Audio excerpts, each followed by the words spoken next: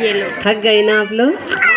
नहीं, धूप भी बहुत है, गर्मी भी लग रही है, तो कहाँ से आवाज़ आएगी, है ना?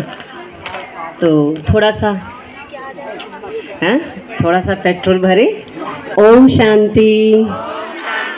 थोड़ा लगा और उमंग उत्साह से बोलेंगे, बड़े प्यार से बोलेंगे और साथ में मुस्कुरा के भी बोलेंगे। ओम शांति, ओम शांति।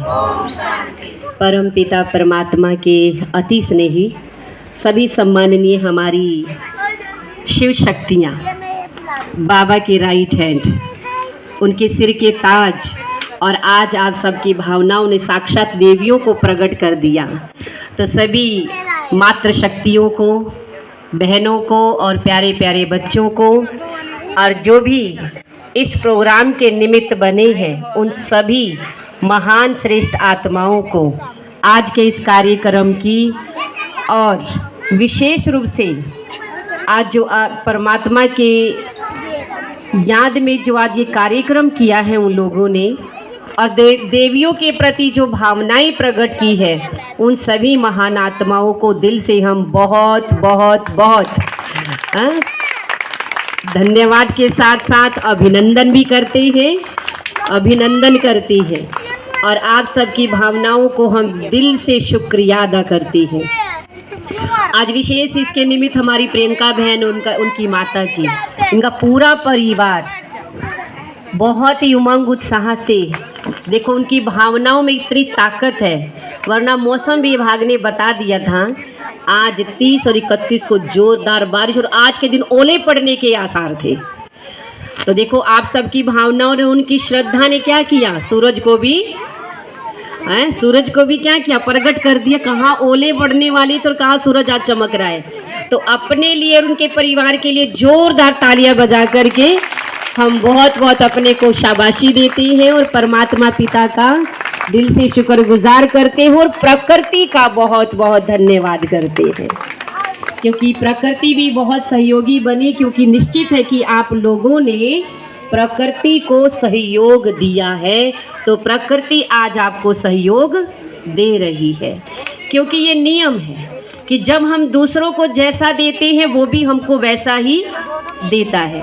आप अच्छा दोगे तो अच्छा मिलेगा, दुआ दोगे तो दुआ मिलेगी, और बुरा दोगे तो, मानते हो नहीं मानते हो आप? तो निश्चित ही कि जब हम जैसा दूसरों को देंगे, जितना देंगे उतना हमको मिलता है। तो आज इस कार्यक्रम में आज बहनों के प्रति आप सबकी भावनाओं को देख करके दिल से बहुत, सभी बहनों की, जो सभी बाबा के उस शिव परमात्मा पर, उस भोले भंडारी पर जो पार्वतियाँ, जो शिव शक्तियाँ न्योछावर हो गई हैं, जिसका यादगार आज घर घर में पूरे 9 दिन तक कीर्तन, वंदन, भजन चलता रहा ना। कोई ऐसा स्थान नहीं था जहाँ पे कीर्तन नहीं कर रहे थे, जागरण नहीं कर रहे थे। क्यों कर रहे थे? क्योंकि ये स्वयं देवियाँ जागी और सबको जगाया।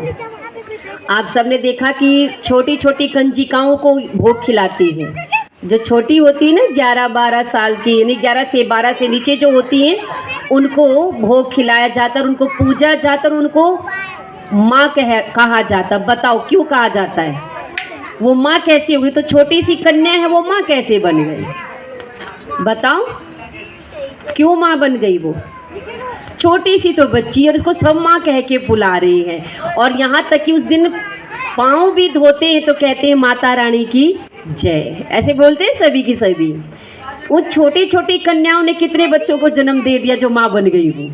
सोचो, आप लोगों ने 9 दिन तक व्रत रखा होगा, पूजा पाठ किया आप लोगों ने, कैसे माँ बन गई वो? कभी विचार किया आप लोगों ने? नहीं विचार किया ना। तो देखिए, संसार में जब चारों तरफ दुख शांति फैल जाती है तो हम किसको बुलाते हैं? किसको पुकारते हैं हम सब? परमात्मा को ना।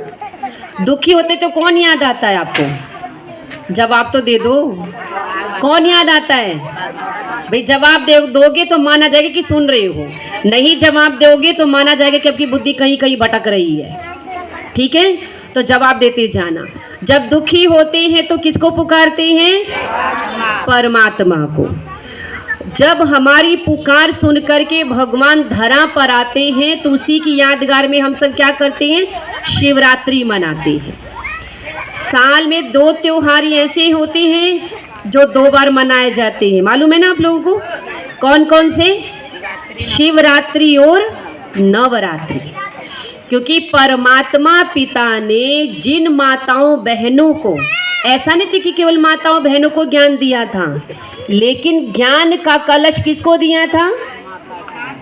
माताओं बहनों को दिया था। और माताओं बहनों को, उन बहनों को, माताओं को मिला जिन्होंने भगवान को पहचाना, उसकी बात मानकर उसके कहे अनुसार वो चली। इसीलिए उनका नाम, उनका गायन, उनका पूजन होता है।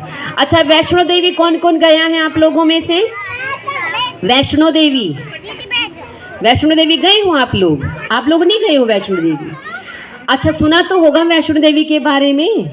वैष्णो देवी के दर्शन करने से पहले किसके दर्शन करने होते हैं? अर्धकुमारी के। किसके दर्शन होते हैं पहले? वैष्णो देवी के आप तब तक दर्शन नहीं कर सकते जब तक कि आप अर्धकुमारी के दर्शन ना करो। अच्छा, ये अर्धकुमारी कौन होती है? ये आप सब बैठी हो यहाँ पर। कौन सी है वो अर्धकुमारी?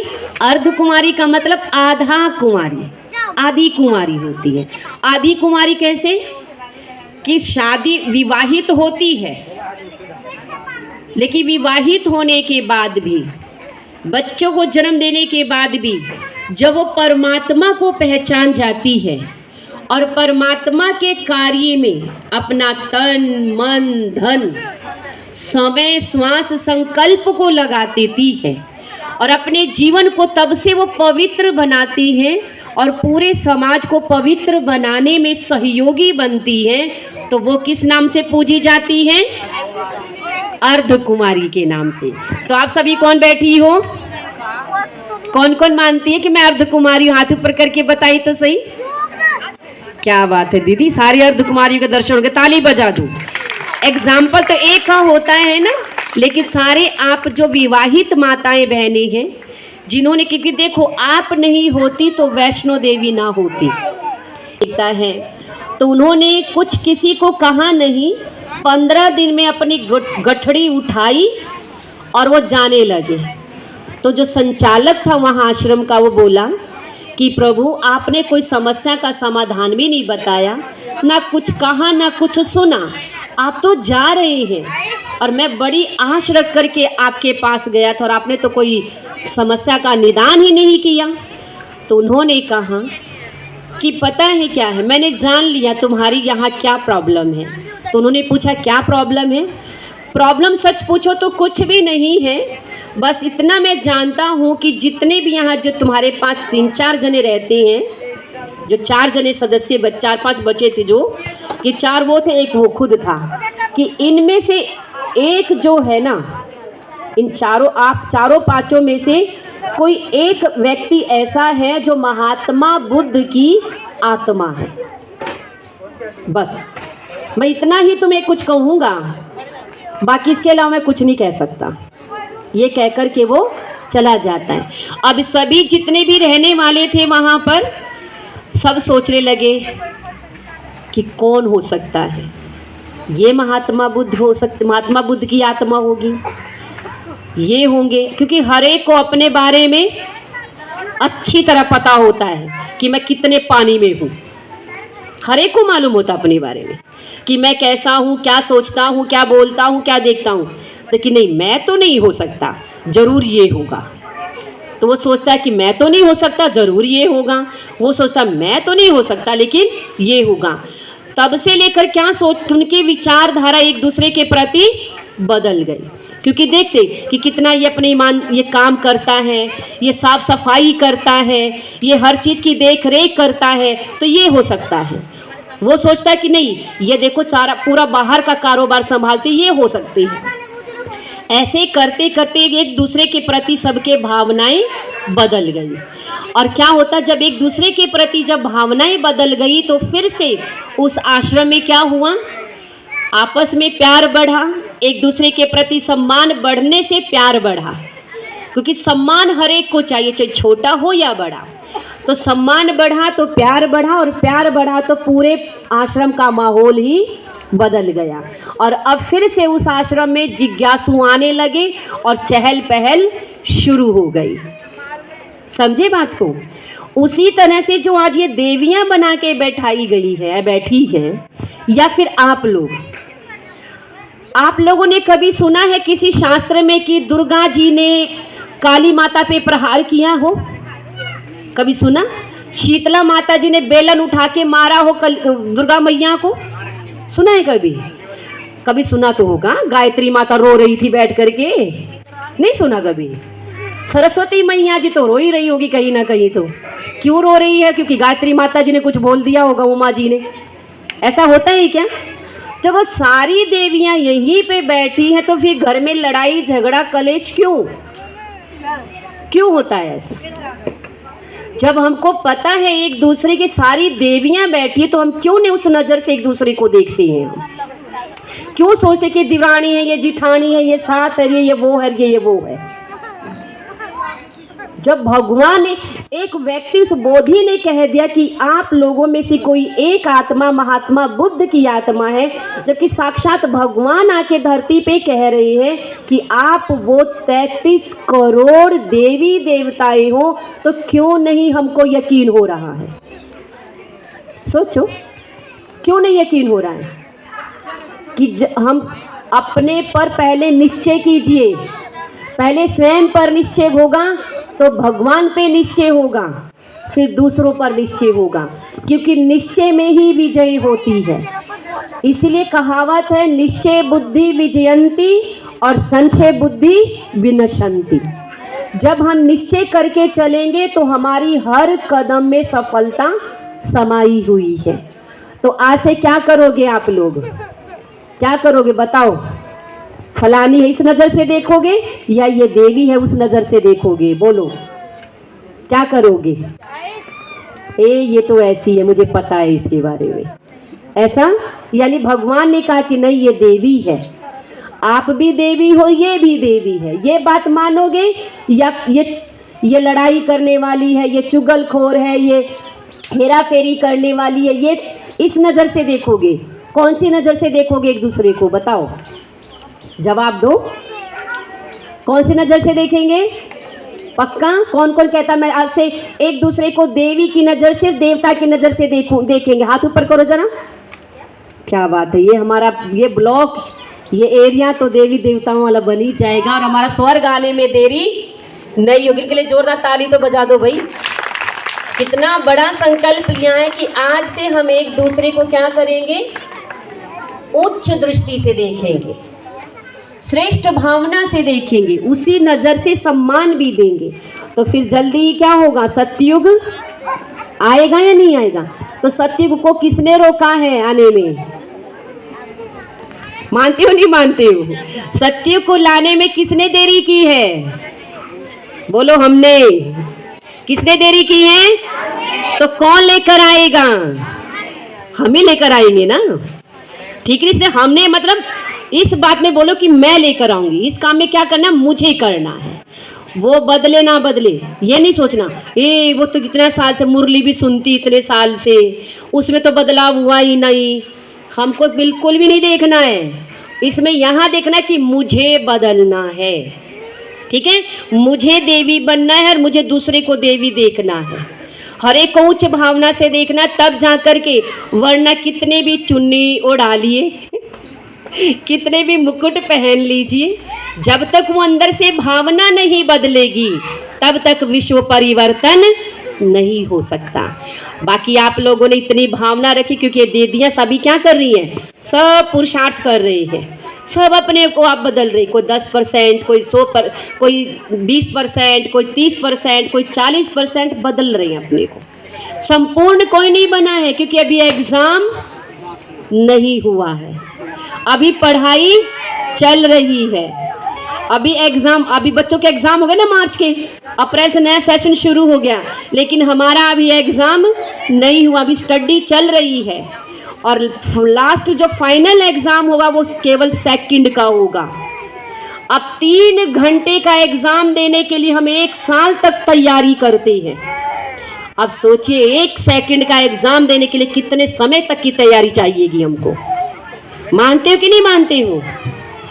जितना कम समय हमें मिलेगा उतनी तैयारी लंबी होगी। तो इसलिए प्यारी माताओं, बहनों और प्यारे प्यारे बच्चों, क्योंकि बच्चे बहुत जो माइंड होता है ना उनका बहुत शार्प होता है, उनकी कैचिंग पावर बहुत स्ट्रॉन्ग होती है। जो अगर मन में बात एक बार बिठा लेते हैं वो पूरी जिंदगी रहती है। ठीक है ना? कैसे कि ऐसे ही जैसे ये छोटे छोटे बच्चे ना, एक ऐसे 6 साल का बच्चा, किन बच्चों को देखकर मुझे वो बात याद आई कि 6 साल का बच्चा अपनी छोटी सी बहन को लेकर के कहीं जा रहा था। वो उनका घर समुद्र के किनारे के नज़दीक ही था। तो समुद्र के किनारे सीप नहीं मिलती हैं, सीप इकट्ठी करते हैं। तो वो दोनों बहन भाइयों ने बहुत अच्छी सीप इकट्ठी की थी, बहुत सारी। सामने समुद्र के किनारे जो होता है ना, क्या बोलते हैं उनको, जहाँ पर किनारा होता है, तट बोलते हैं, यहाँ कुछ और बीच बोलते हैं। वहाँ बीच पर ना खिलौने भी बेचने वाले होते हैं, आइसक्रीम वाले भी होते हैं, नारियल पानी वाले भी होते हैं। तो वहाँ एक जगह पर खिलौने बेच रहे थे, कोई बेच रहा था खिलौने वाला। तो उसकी बहन जो थी, उससे छोटी, जो 4-5 साल की थी, बड़े ध्यान से जाके खिलौनों को देखने लगी। तो उसका भाई गया और कहता कि क्या देख रही है, खिलौने चाहिए, बड़े की तरह से। तो कहता है कि हाँ भैया मुझे ये पसंद है। तो एक बड़े इंसान की तरह से देखता है और जाके जेब में हाथ डालता है, सीप को निकालता है और कहता है, गया जा करके उसके पास, खिलौने वाले के पास, और कहता है कि ये कितने का है, ये खिलौना कितने का है? तो उसने बताई इतने का। तो वो सारे सीपे निकालता है। लेकिन वो जो खिलौने वाला था बड़ा धार्मिक और बहुत समझदार व्यक्ति था। वो उस बच्चे की हर एक्टिविटी को नोट कर रहा था। तो उसने देखा कि कितने बड़ेपन से कहता है कि बोल बहन तुझे क्या चाहिए, तुझे खिलौना चाहिए, अभी लेता हूँ मैं। तो उसने कहा कि ये कितने का? तो सिप्पी देने लगता है। सिप्पी में खिलौने आते हैं क्या? पैसे, क्योंकि उसे पता नहीं कि पैसों से होता है सब चीज़ें। तो लेकिन वो क्या करता है, उसने वो जो खिलौने वाला था वो समझदार होने के कारण कहता है भाई 4 सिप्पी का खिलौना है। तो उसने क्या किया, फटाफट 4 सिप्पी निकाली और उसको दे दी और खिलौना लेकर के चला गया। उसका जो नौकर होता है, साथ में जो काम करने वाला होता है, वो कहता है मालिक खिलौने कभी सिप्पी में आते हैं क्या? तो उसने कहा कि नहीं, हम जानते कि खिलौने सिप्पी में नहीं आते, पैसों से आते हैं। लेकिन उस बच्चे की मासूमियत ऐसी थी और उसका बड़प्पन जो देखा, अपनी बहन के प्रति जो उसका प्यार देखा कि कैसे एक बड़े भाई का नाता निभा रहा था। तो जब उसके उस भावना को देख करके मैंने उसे दे दिया। लेकिन ये बात उसको ज़िंदगी भर याद रहेगी। जब बड़ा होगा ना, तो ये क्योंकि बचपन की बातें हैं इंसान भूलता नहीं है, वो मानस पटल पे छप जाती है और वो बड़ा होगा तो याद करेगा कि हाँ इस संसार में अच्छे इंसान भी हैं जो दूसरों की भावनाओं की, दूसरों की श्रद्धा की कदर भी करते हैं। तो वो क्या होगा, अच्छा इंसान बनेगा और उसकी भावना कभी गलत नहीं होगी और उसको प्रेरणा मिलेगी। तो प्यारी माताओं बहनों, अपने इन बच्चों को भी विशेष अच्छी बातें सिखाओगे तो इनके मानस पटल पर वो बातें छप जाएंगी जो आजीवन बड़े होकर के बहुत अच्छे इंसान बनेंगे। और जब ये अच्छे, क्योंकि हम अभी जस्ट आ रहे थे, मैं और दीदी थे गाड़ी में, इतने बच्चे से थे, साइकिल, बड़े बड़े घरों के थे, साइकिल चला रहे थे, किसी बात पे बात हो गई होगी तो कहता है कि तेरी मरोड़ काट दूंगा। तो वो कहता है, हम हंस रहे कि इतने से बच्चे और मरोड़ का पता भी चले कि मरोड़ होती क्या है। तो कहता है तेरी मरोड़ काट दूँ। तो वो कहता सामने, तू आ ना, काट के दिखा, तेरी मैं मरोड़ ना काट दूँ। तो मना कहने का तो यही हम विचार कर रहे थे कि अभी इतने छोटे से बच्चे को मरोड़ होती क्या है ये पता चल गया। बताओ तो ये कहाँ से सीखता है बच्चा, कहाँ से सीखता है? बड़ों से, बड़ों की एक्टिविटी से। वो देखता है, टीवी देखता है, उसमें से सीखता है, बड़ों की एक्टिविटी देखता है, उससे सीखता है। इसलिए प्यारी माताओं बहनों, अपने नन्हे नन्हे फूलों को सुंदर ऐसा खुशबूदार फूल बनाओ कि सारा संसार खुशबूदार बन जाए। तब कहेंगे कि आप शिव शक्तियाँ हैं, वो मात्र शक्तियाँ हैं जिनके आगे भगवान भी नतमस्तक होते हैं। इन शुभ भावनाओं के साथ मैं अपनी वाणी को यही विराम देती हूँ। ओम शांति।